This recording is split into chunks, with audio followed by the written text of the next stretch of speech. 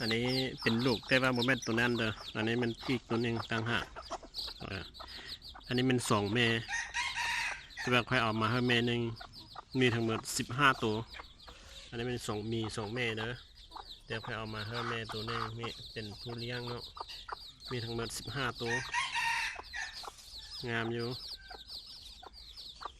15 ตัวเด้อแต่ว่าอันพ่อพันธุ์อันโมเมนต์ตัวนั้นเนาะอีกตัวหนึ่งต่างหาก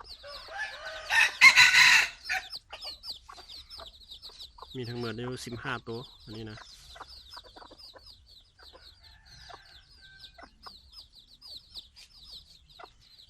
งามๆเด้อถ้าติดตามผลเวลาที่มันง่ายขึ้นเนาะมันมีเม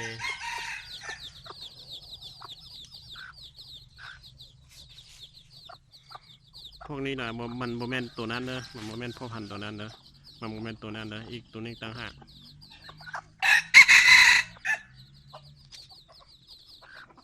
แล้วตัวนี้ค่อยกันยังบ่ปล่อยอันผสมแม่เถอะ